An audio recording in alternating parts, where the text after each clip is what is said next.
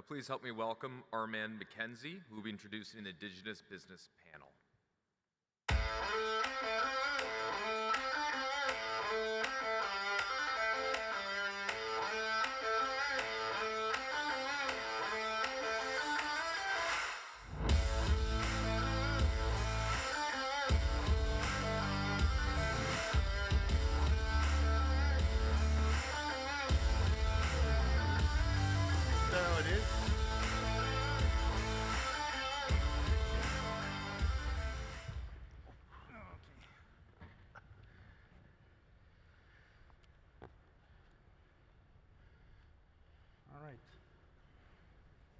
Okay, great.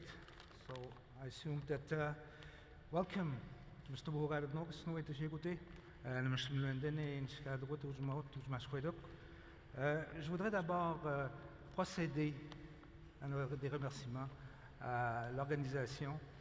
Joanne and Jenny, thank you for making this happen. Our first Indigenous panel, which is awesome actually. And then thanks to the sponsors.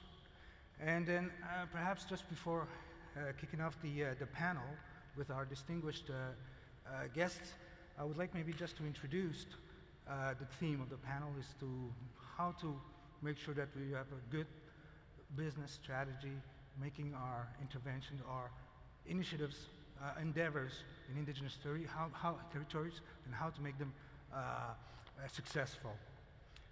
When I started my involvement in the resource industry sector, pretty much the Indigenous communities, peoples, individuals were left out. Okay, well, there was not much for the communities to benefit from the panels, the mining industry or the resource industry. Now, with Supreme Court decisions, the UN Declaration on the Rights of Indigenous Peoples, which I helped negotiate, by the way, it is best practice to have Indigenous peoples at the table from the beginning of the project, at the financing stage, throughout the life of the project, and at the end, at the decommissioning stage. This ensures for investors economic certainty to a successful project. So let's take a bit of time to discuss those issues with our distinguished members of the panel. I'm very honored to have them here. First of all, Chief Gilbert Dominique. I will read his bio in French. Make sure that you have those translation devices because it's a third language panel here, trilingual panel. Gilbert Dominique était membre à titre d'élu du Conseil de la Nation Inuit des Pekuakamiulnuatsh depuis 1997 comme conseiller au chef. Et au-delà de ce parcours professionnel, Monsieur le chef Dominique est reconnu pour sa très grande implication au sein de la communauté de Massachusetts. Depuis son accession à la chefferie, la jeunesse, la culture, l'économie, la reconnaissance des droits de la nation continuent de se situer au cœur de ses préoccupations. Par ailleurs, le dialogue, l'ouverture et le partenariat caractérisent indéniablement ses actions.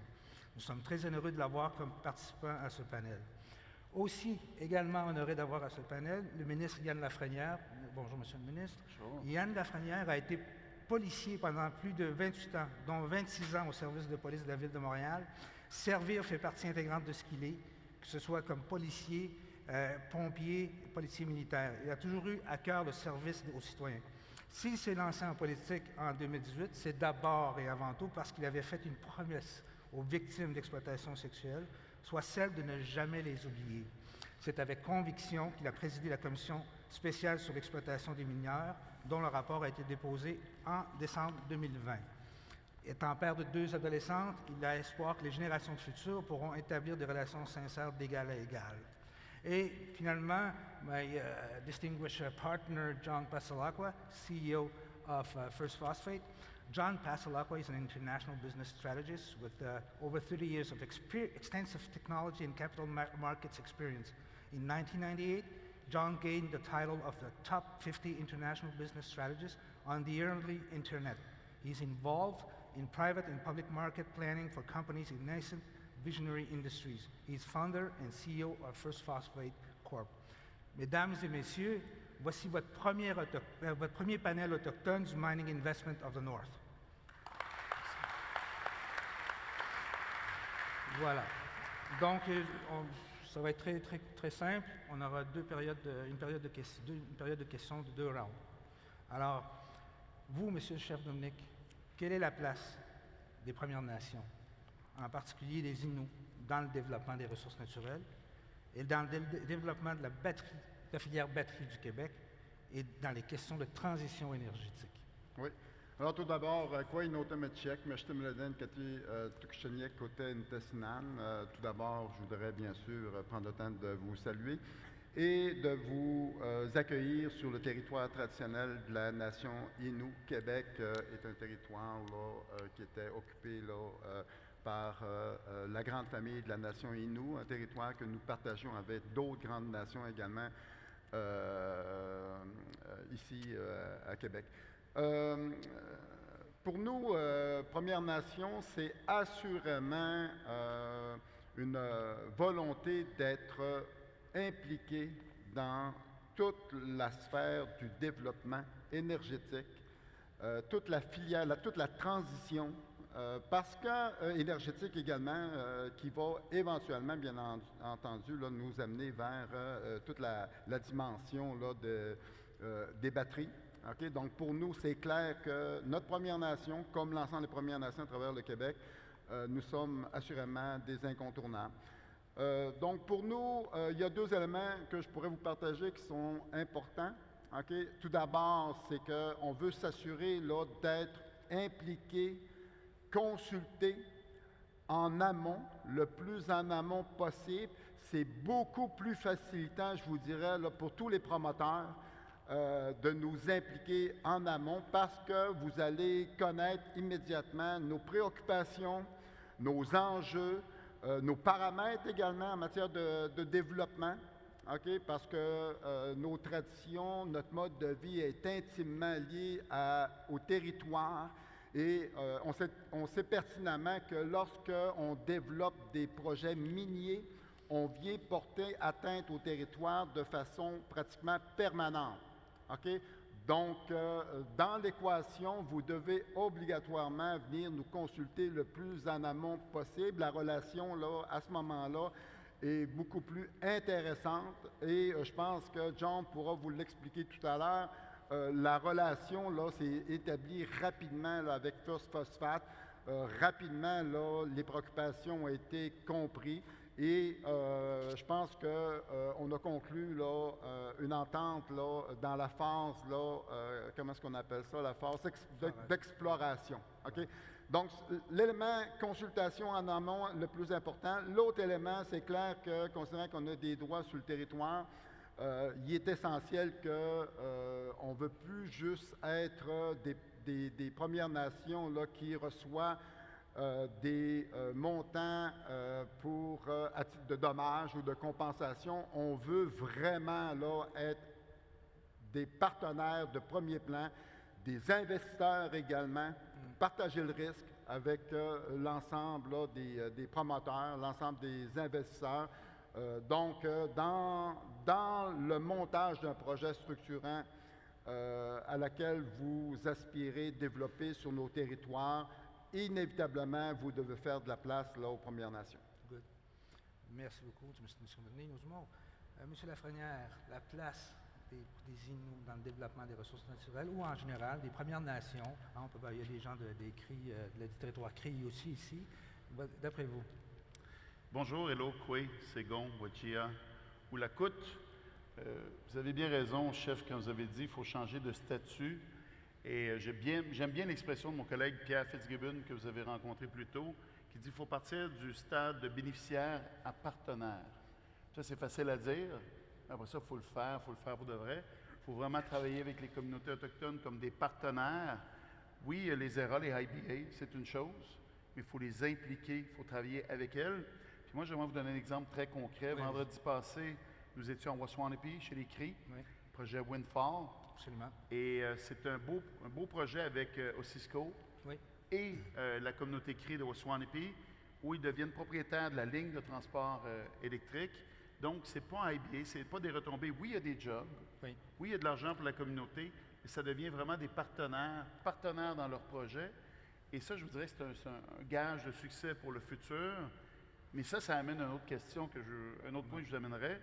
Puis c'est une leçon que j'ai apprise aussi, entre autres, avec le chef Dominique, de se donner le temps. Oui. Le temps d'aller en communauté, le temps de connaître les communautés, puis there's no one size fit all. Yeah. It's not going to be the same all across the province. You got to take time to understand the community, the needs, Absolutely. and to find out something that will fit. Sometime where I'm not that patient, I'll take that for myself. Yeah. I'm not a very patient person, so you want to provoke something, but you need to take time to Indeed. understand reality and to do partnership. Partnership is not only to give IBAs, to take Yeah. time to develop something that will fit the community, and Yeah. this is how it's going to be a success at the end of it. Absolutely, and then congratulations actually on this hydro line announcement. I think our colleague, one of our colleagues, Mathieu, the CEO of Cisco, is here, and then we talked about it, and then actually this is a very good example.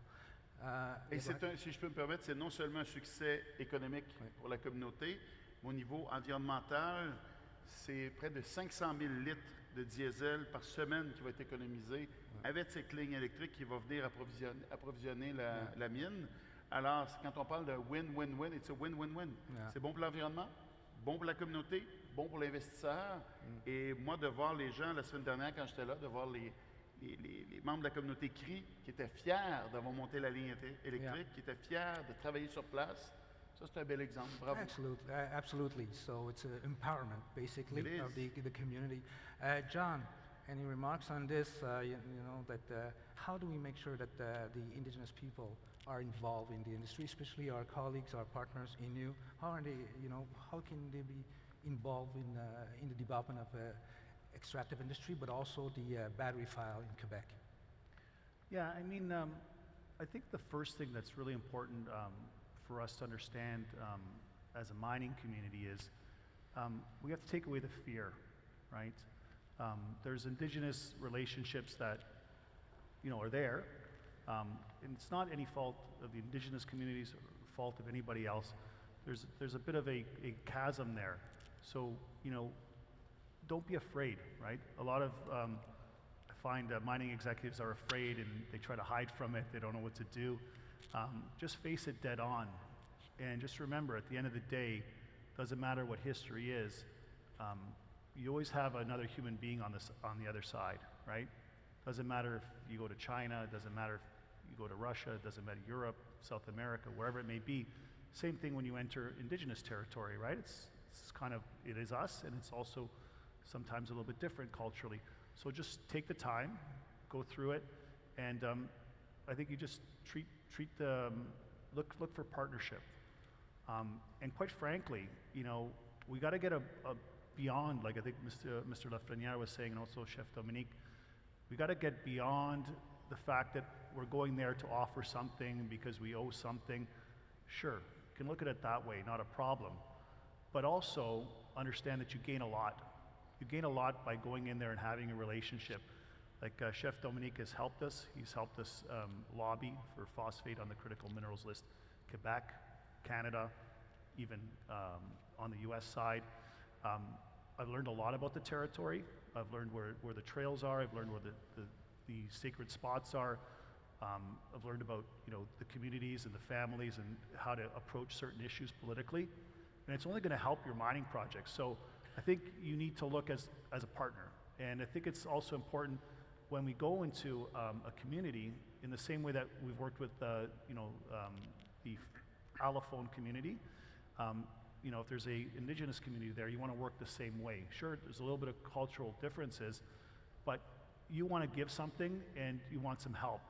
And I think when you go in with that approach, like, I mean, we just had tremendous reception and tremendous help that it's going to make this project go a lot faster in terms of the environmentals, in terms of community relations, and also in terms of building something that you could feel good about. I remember growing up, everyone used to say, you know, business was evil and this and that. But I think that everybody in this room, one thing is we have to learn is I think everybody deep down inside wants to do well in life, wants to do well by another person. Very few people I know in life that actually want to hurt another person, right? Starting off, maybe they're angry, but when you start off on a fresh, clean slate, Yeah. I think most people, you know, we're human, we're gregarious creatures. We want to have, we want to be liked, we want to do right by people. We all have a sort of a moral compass that we go by. So I think just we got to take it down, we got to humble it down, Yeah. we got to forget what the past was, offer partnership and make it happen. Et, chef, je vous remercie pour votre accueil à First Phosphate et moi personnellement. Et j'ai beaucoup d'hâte de venir au powwow cette année. On est commanditaire, je vais venir avec mes fils. Ils sont deux déjà tout contents là. Ils sont tous préparés. Good. En fait, on va poursuivre dans cette veine parce que, puis, Monsieur le ministre, vous allez aimer aussi ce thème-là. Dans l'établissement de bonnes relations d'affaires, OK, pour que ce soit que les projets de développement dans ces milieux-là, dans les milieux autochtones, soient une réussite, quelles sont les conditions gagnantes? Hein? Quelles sont les conditions essentielles? Et puis, comment le gouvernement du Québec, par exemple, peut aider à faciliter la réussite de ces relations d'affaires? Mais, chef, d'abord, c'est l'occasion de parler de vos exemples de succès. Oui, puis excellente question. Puis, vous savez, hein, c'est important pour nous, les Premières Nations, que nous soyons reconnus comme étant là, une nation qui a ses particularités, hein, un peuple qui a son territoire, sa langue, son mode de vie qui est complètement différent, je vous dirais, là, de nos voisins. Donc, c'est un élément qui est la reconnaissance là, de nos droits, de ce que nous sommes. C'est un élément qui est important. Vous savez, nous, on travaille beaucoup avec des partenaires là, sur la base du respect, okay, de la transparence, de l'écoute. Donc, c'est des éléments là, qui sont ancrés dans nos façons de faire, dans nos valeurs. Donc, ça, c'est important là, de considérer ces éléments-là. Les autres éléments, c'est clair que nous, on a réussi là, à bâtir en partenariat avec particulièrement la région chez nous, nos voisins, les municipalités, des projets structurants. Notamment, nous, on a développé là, vraiment là, une expertise dont on est fier là, dans le développement énergétique, dite de mini-centrale, de l'énergie communautaire. Il y a un modèle unique présentement là, au Québec où les projets qu'on développe, c'est 100% collectif. C'est important, c'est des projets à notre portée. On est présentement dans le domaine là, des projets de mini-centrales. Présentement, on développe nos compétences pour toute la sphère de l'éolien également, parce qu'on veut développer des projets également là, à portée plus là, humaine pour nous aider également là, à développer des expertises là, à ce niveau-là. Puis en passant, on va conclure avec Hydro-Québec très prochainement là, une entente de partenariat également sur la base de 50-50, 50 Hydro-Québec, 50 le milieu représenté par notre Première Nation. Et nous allons faire la place, bien entendu, à différents autres là, partenaires publics. Donc, c'est vraiment là, apprendre à connaître là, les Premières Nations. Par la suite, ce qu'on a besoin, bien entendu, okay, c'est des leviers. Okay? C'est des leviers. Vous savez, les Premières Nations, là, on nous a amenés pendant des générations et des générations là, sur un état de dépendance étatique. Yeah. Hein? Donc, nous, on a fait le choix là, de ne pas attendre après personne. On a développé là, nos capacités, on a développé des projets là, énergétiques qui génèrent des capitaux. Ces capitaux-là, ça nous permet de réinvestir dans d'autres projets structurants. Okay? Donc, mais c'est sûr que si on s'aventure dans des projets de développement minier, dans la filière énergétique qui s'en vient, la transition énergétique, c'est clair qu'on va avoir besoin là, de leviers beaucoup plus importants. Et là, j'ose espérer que le gouvernement provincial va être au rendez-vous également. Parce que ça va être à l'avantage de tout un chacun là, si effectivement on a ce support pour éventuellement être en mesure là, de pouvoir investir, de pouvoir vraiment être perçu comme un acteur de premier plan là, et non pas, comme le ministre le disait si bien tout à l'heure, être là, constamment un bénéficiaire.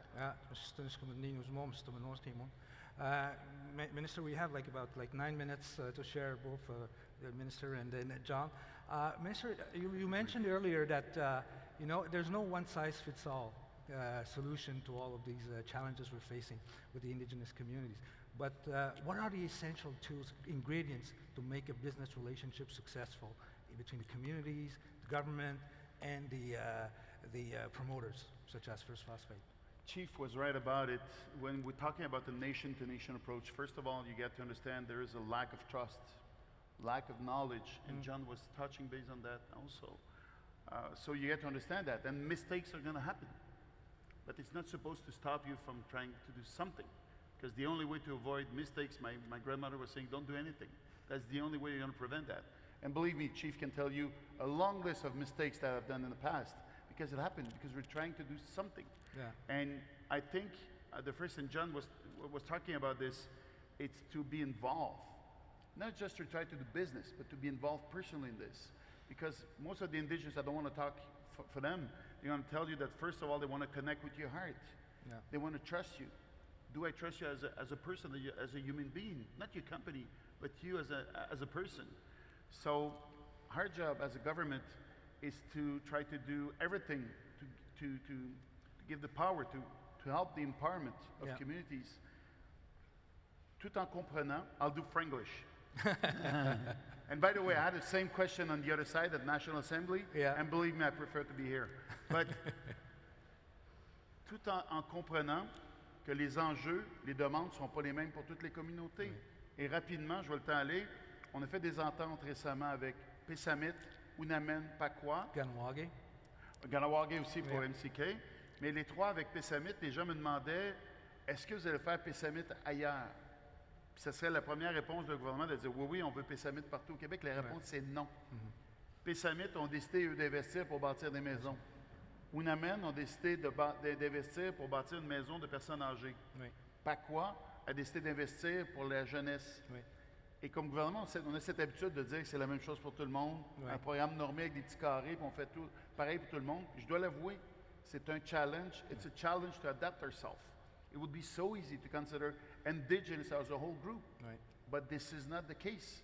It's completely different from one community to the other. That's why sometimes it takes time. But our job as a government is to give the perfect environment, or to give the empowerment.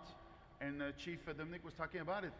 Whether it's a fonds d'investissement, it's to give the right tools, or to be flexible. And as a government, believe me, it's not easy. But this is a challenge. When we're talking about challenge, I see that as an opportunity also to do things differently. We've done 6 agreements in the past year and a half. Believe me, we got more to do. There's so many more to do. Still working on it. It's I call that baby steps, and sometimes it brings a lot of frustration because people from First Nation have been waiting for so many years. Exactly. So I do take the critic, but we need to start somewhere. That's the job now. Being present on the field, being open, transparent, like Chief was saying, and open to critics saying, you know what, I understand this is not me as an individual, I received that critic, but from the past, from the history, because yes, we've done so many mistakes. We have to commend the work of the government of Quebec that lined up all these successful agreements over the last year, especially in the hydro transition, energy transition field. And then we have to acknowledge as well that Minister went in each and every one communities in Quebec, the native communities in Quebec. Congratulations for this success. That was the first statement to visit every communities. And just a reminder for everyone, 50% of the Indigenous people in Quebec are less than 35 years old. So this is a workforce, and they're present everywhere in the province. So when you're asking me what should we do with them, it's a must. We need to work with them. Thank you, Minister. John, you have the last word, and then we have a wonderful partner here with the Indigenous community. And what are the essential ingredients for a successful business relationship? Please. Oh, wow. You got 3 minutes. Sorry. I think you know, it was already all very well said. I think Monsieur Lafrenière as well has, you know, echoed that we you know, we need to look at this differently. We need to look at case by case. I think your heart has to be open. But I might want to just touch on one thing. It's just the prerogative, this energy transition prerogative. We're not going to get there fighting each other, right? Guess who will get there if we fight each other? Our enemies, right? It's enough. It's enough with all the nonsense. North America, got to work together. It's a bipartisan issue. Bipartisan issue, French language, English language, Indigenous languages, Spanish, whatever, doesn't matter. We're all people. We got to work hard. We got a big prerogative ahead of us. We're not going to get these mines up and running if we're not working together. And the only way that that can happen, cross-border partnerships, internal partnerships, Quebec, Canada, Indigenous groups, USA, Europe, our allies around the world. And you start, it's like kind of what they, take a word from Greenpeace, right? Think locally, act locally, think globally. So, there's times in my day where we're talking to somebody just on the field, in the fields. Yeah. And there's other days, next day you're talking to the president of a company or a country, and you have to be able to just be in all those levels and be happy and have that common courtesy and respect, which I think Minister echoed. And gotta have fun, right? Yeah. You gotta love the people that you deal with, which I do. I think we had a very fun and interesting panel here. Chief, Oui, j'aurais le goût également d'ajouter là, un élément qui est important, puis je pense que c'est la responsabilité des différents niveaux de gouvernement, au fédéral et bien sûr là, au niveau de la province. Il faut obligatoirement là, que les gouvernements s'engagent à reconnaître les droits et le titre des Premières Nations sur le territoire. OK? C'est fondamentalement important et le véhicule pour y arriver, c'est par la conclusion d'un traité, un traité convenu de façon honorable. Et c'est important pour l'ensemble des promoteurs et des investisseurs qui veulent investir dans des projets structurants dans nos régions parce que ça va amener un élément de certitude. Donc, c'est un élément important. Donc, moi, j'invite les promoteurs, les investisseurs à questionner, bien sûr, les gouvernements lorsqu'il y a des projets là, qui se développent, à savoir si, effectivement, là, ce genre de démarche est en cours. Monsieur Lafrenière, chef Dominique, merci beaucoup. Ministre Lafrenière, merci beaucoup pour votre contribution très, très active et intéressante ici. John, dear John, you're always like on the point. It's very good. Thank you so very much for this. Une bonne main d'applaudissement pour le premier panel autochtone. Merci. Merci, Yann. Merci, chef. Merci, chef.